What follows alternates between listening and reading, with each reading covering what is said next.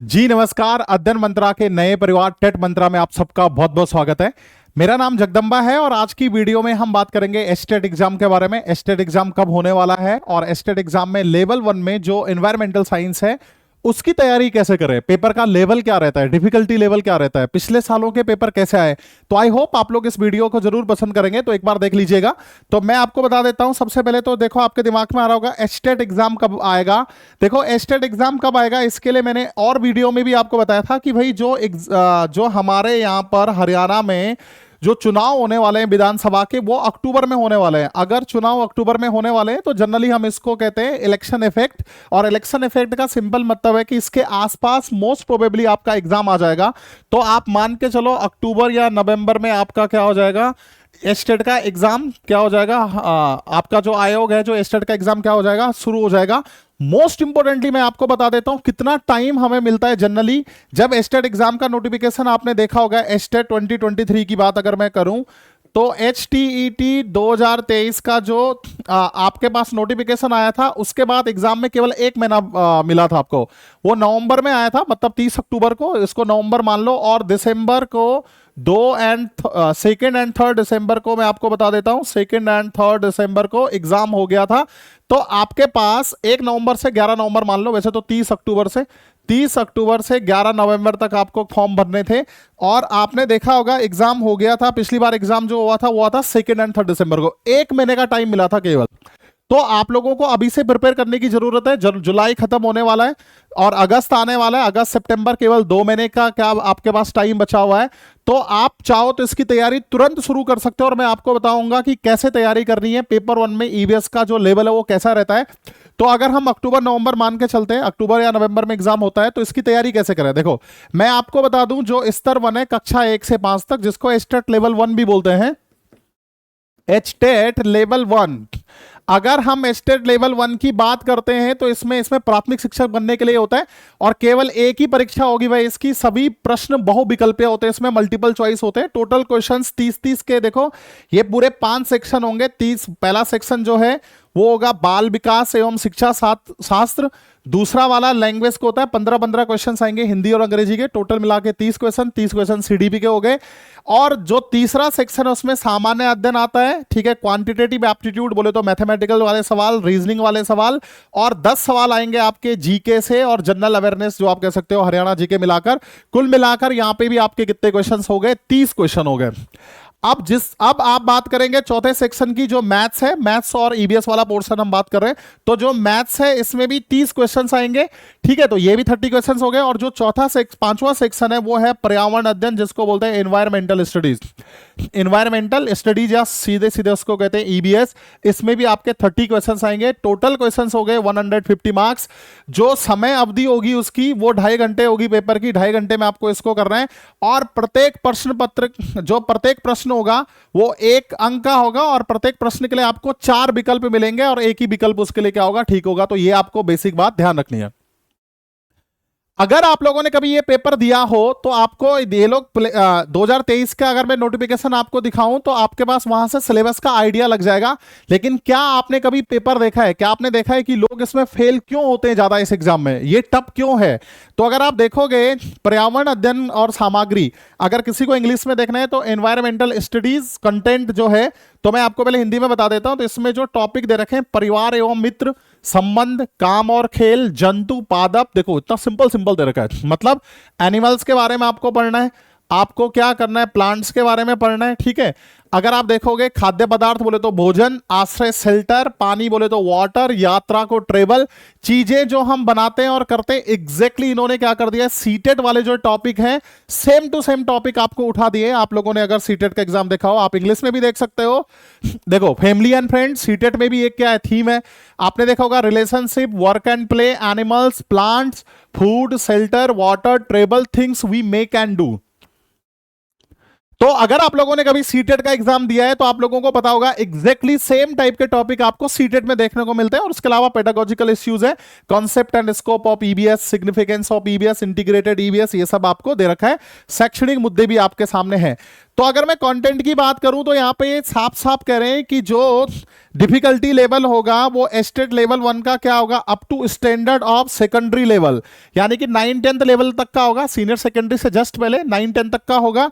और लेवल 1 में जो क्वेश्चंस होंगे they will be based on the topics of the prescribed syllabus of 1 to 5th by the education department government of Haryana, यानी कि जो class 1 से लेकर 5 तक का जो हरियाणा सरकार का शिक्षा विभाग द्वारा निर्धारित सिलेबस है उसके आधार पर क्वेश्चंस आएंगे। लेकिन फाइनली मैं आपसे क्वेश्चन पूछना चाहता हूं, लेकिन लोग इतने क्यों फेल होते हैं? अगर मैं आपको एक डेटा दिखाऊं, और मैंने कल भी दिखाया था दूसरे जब हम फिजिक्स के बारे में बात कर रहे थे, पीआरटी में जो सक्सेस रेट है पीआरटी लेवल 1 इसमें भी बहुत कम है। अगर मैं 2023 का बताऊं आपको तो 2023 में 21.74% लोग क्या हुए, पास हुए, उसमें से केवल किसमें से, टोटल लोगों में से, पेपर 1 में भी, पीआरटी लेवल में भी, यानी कि 100 में से 20 गए तो कितने, 80, 79% या 78% लोग फेल हुए, आप कह सकते हो लगभग लगभग लगभग 78% लोग फेल हुए।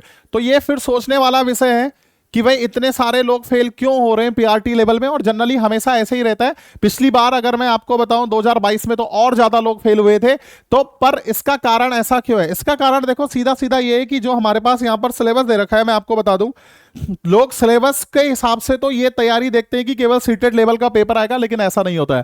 देखो मैं आपको पेपर दिखाता हूं, अगर आप लोगों ने देखा भी होगा, और यहां से आपको आइडिया लग जाएगा।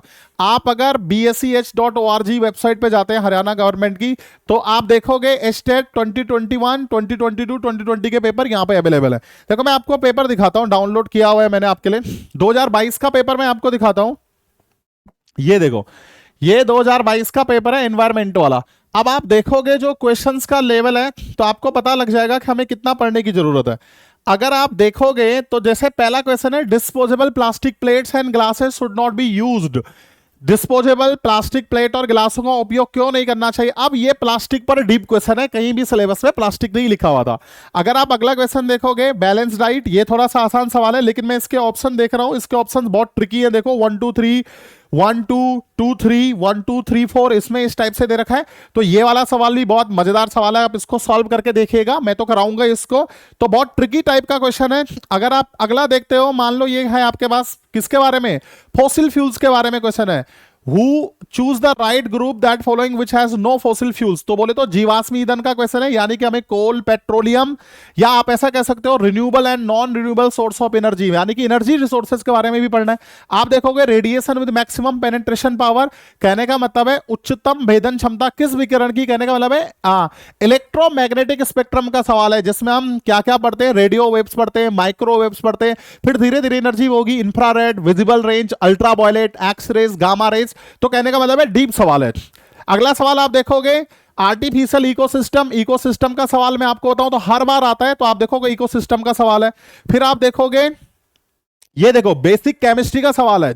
वो कह रहा है कि जब चूने के पानी में हम फूंक मारते हैं तो उसका रंग दुधिया क्यों हो जाता है? बहुत सिंपल क्वेश्चन है। जब मुंह से हवा को चूने के पानी युक्त परख नली में प्रवाहित किया जाता है तो चूने का पानी दुधिया हो जाता है। बहुत डीप सवाल है, आप देख रहे हो, कहीं पे भी इसका जिक्र नहीं हो रखा है सिलेबस में इस टाइप का डायरेक्टली, और सीटेट में इस लेवल के क्वेश्चंस भी नहीं आते जनरली। तो सिलेबस तो वही है, लेकिन क्वेश्चंस का लेवल काफी अच्छा है। Which one of the following is not a fossil fuels, fossil fuel का सवाल हो गया। आप देखोगे ये आपके पास कौन सा सवाल है, प्रिज्म का सवाल है भाई, लाइट का सवाल है। फिर से आप देखोगे प्लांट्स टॉपिक वाला सवाल है। ये देखो सदर्न हेमिस्फीयर की बात करें, दक्षिणी गोलार्ध में कौन सा है, निम्नलिखित में कौन सा महाद्वीप केवल दक्षिणी गोलार्ध में स्थित है? तो कितना मजेदार सवाल है। आप देखोगे आपके पास ये है, मतलब दक्षिणी गोलार्ध मतलब जो इक्वेटर लाइन है ना, विषुवत रेखा, उससे नीचे। तो कितना मस्त सवाल है, ज्योग्राफी का सवाल है। ध्यान देखो ये साइंस का सवाल आ गया आपके पास, प्योर साइंटिस्ट दे रखे और उन्होंने किस चीज से उनका लेना देना है। जैसे अलेक्जेंडर फ्लेमिंग पेनिसिलिन की खोज की थी, एडवर्ड जेनर आपको बताया स्मॉल पॉक्स की वैक्सीन बनाई थी, लुई पास्चर ने फर्मेंटेशन, रॉबर्ट कोच ने एंथ्रेक्स बैक्टीरियम। ये 8th क्लास की साइंस का टॉपिक है, वहां से डायरेक्ट सवाल उठाए, ठीक है। तो मैं आपको इस तरह से, आप देखना मैं सब सवाल आपको नहीं दिखाना चाह रहा, बस मैं डिफिकल्टी लेवल आपको बताना चाह रहा था। आप देखोगे काफी अच्छे सवाल है। ये देखो स्ट्रेटोस्फीयर, ट्रोपोस्फीयर, मीजोस्फीयर, इनकी हाइट का बेसिक सवाल है। तो ये मतलब बोले तो क्षोभ मंडल, समताप मंडल, मध्य मंडल, बह मंडल या बहिर्मंडल भी बोलते हैं उसको, यहाँ का सवाल है। यहाँ देखो नेशनल पार्क का सवाल है, यानी कि कंजर्वेशन के जो तरीके होते हैं ना, इन सीटू एक्स सीटू, वहां से भी सवाल है। ठीक है, फिर उसके अलावा जैसे राष्ट्रीय उद्यान क्या होते हैं, national park I mean, biodiverse bio reserves क्या होते हैं, बायोडाइवर्सिटी के बारे में क्वेश्चन आता है, जैव विविधता वाला। तो आप समझ गए होंगे कि लोग इसको हल्के में लेते हैं शायद। और ये वाला क्वेश्चन बहुत पुराना है, जनरली डेज के क्वेश्चन आते हैं, वर्ल्ड एनवायरनमेंट डे क्या है, ओजोन डे क्या है, इस टाइप के। जैसे वर्ल्ड वाइल्ड लाइफ वीक कौन सा मनाया जाता है, इस वाले टाइप के भी सवाल आपको देखने को मिलेंगे। तो आप देखोगे, ये देखो विटामिन का सवाल, विटामिन ए की कमी से क्या होगा, आयरन की कमी से क्या होगा, कैल्शियम की कमी से क्या होगा। तो आप देख पा रहे हो इस टाइप के सवाल आते हैं। एक पेपर और देखना चाहो 2021 का भी देख लो। देखो ये 2021 का पेपर है, अगर आप इसको भी देखते हो, मुझे लगता है अब दिख रहा होगा आपको। 2021 का पेपर देखो, ज्योग्राफिकल डिस्ट्रीब्यूशन ऑफ एनिमल किताब के बारे में क्वेश्चन है। ये देखो, ये क्या करना है, निम्नलिखित में से कौन सा यंत्र वर्षा मापन हेतु यूज होता है, world wide life fund WWF, इसके बारे में क्वेश्चन है। ये देखो depletion of ozone layer, Montreal protocol, ozone depletion, ठीक है, मॉन्ट्रियल प्रोटोकॉल पे क्वेश्चन है, ओजोन पे सवाल आता है। तो आप देख चुके होंगे सवालों का लेवल, ये देखो, ठीक है, मैं पूरा नहीं बता रहा आपको। MCBT का फुल फॉर्म है वाटर बोतल, फिर से आ गया ना ये वाला सवाल। In some cities town municipalities provide separate dustbin for collecting two kinds of garbage. देखो कोल पेट्रोलियम का सवाल है, फिर से वही कौन सा वाला, energy resources, energy resources renewable and non renewable, ठीक है, नवीनकरणीय अनवीनकरणीय वाला।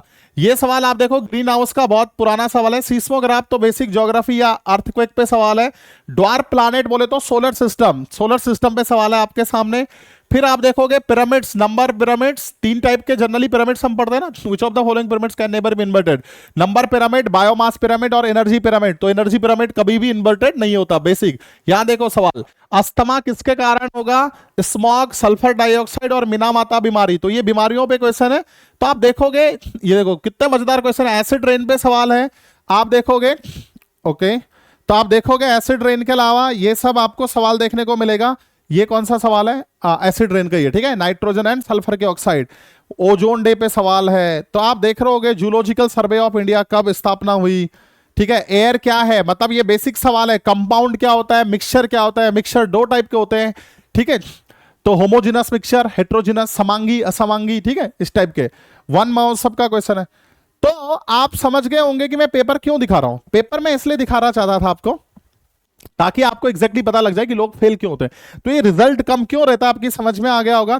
इस रिजल्ट को कम रहने का ये सिंपल फंडा है, क्योंकि लोग 78% इसलिए नहीं कर पाए। और आप देखोगे TGT और PGT लेवल में तो परसेंटेज बहुत ज्यादा कम है, लेकिन PRT लेवल में भी कोई बहुत अच्छा परसेंटेज नहीं है। पास परसेंटेज केवल 21% है। पिछली बार तो ये और कम था 2022 में। तो कहने का मतलब है कि आपको सिंसियरली तैयारी करने की जरूरत है। और एक दूसरा रीजन मुझे ये लगता है कि जनरली जब पेपर आता है तो अभी कोई भी इसकी तैयारी नहीं कर रहा होगा आप में से।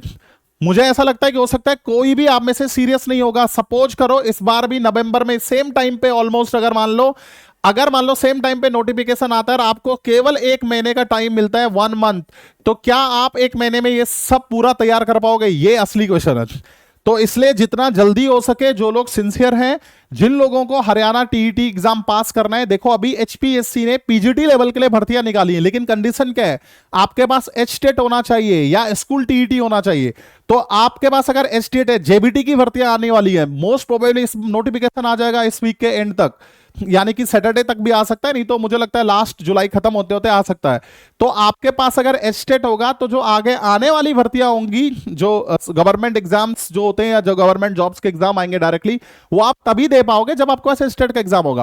तो जितना जल्दी हो सकता है उतना जल्दी आप इसके लिए तैयारी करें। और इसके लिए देखो मैं आपको बताऊं, हमारी अध्ययन मंत्रा की टीम है जो, वो आपको तैयारी कराएगी इस चीज के लिए। अभी हमने HTET आजादी बैच लॉन्च किया और इसकी फीस मात्र हमने 1277 रुपए रखी हुई है। AM77 कोड अगर आप लगाते हो हमारे कोर्स को लेने के लिए, PRT लेवल 1 के लिए, तो AM77 कोड से कितने का हो जाएगा, 1277 रुपए का पड़ जाएगा। ठीक है, आप अपने दोस्तों को TGT PGT का भी बता सकते हैं, पर PRT के लिए अपनी ये फीस है। एक डायरेक्ट तरीका ये भी हमसे जुड़ने का, आप live.addanmantra.com पे जाओ, तो ये है live.addanmantra.com। यहां पर आप पेड कोर्सेज में जाओगे तो यहां आप देखोगे हमारा, देखो मैं आपको दिखाता हूं, यहां पे कहीं आप देखो अपना हरियाणा वाला होगा ना, स्टेट वाला, एस्टेट न्यू आजादी बैच, ये एस्टेट न्यू आजादी बैच है, ये टीजीटी के लिए, ये पीआरटी के लिए, एस्टेट पीआरटी कंप्लीट बैच। तो जैसे आप इस पर जाओगे तो आप क्या करोगे, ये फीस है कितने 50% ऑफ होने के बाद 3499 का आधा। ये जब आप इस पे बाय नाउ करोगे, डिटेल्स भरोगे, AM77 कोड लगते ही आपका वो कितना हो जाएगा, 1277 रुपए का। ठीक है ना, तो एक बार मैं आपको फिर से दिखा दूं, 1277 रुपए का हो जाएगा। तो इस तरह से आप हमसे जुड़ सकते हैं, आज ही तैयारी करना शुरू करें। तो ऑल द वेरी बेस्ट। अगर आप नए हो इस चैनल पे तो don't forget to subscribe it. आपको वीडियो पसंद आती हो तो don't forget to like it. तो thank you so very much, फिर मिलते हैं जल्दी से आजादी बैच में, तब तक के लिए नमस्कार, थैंक यू।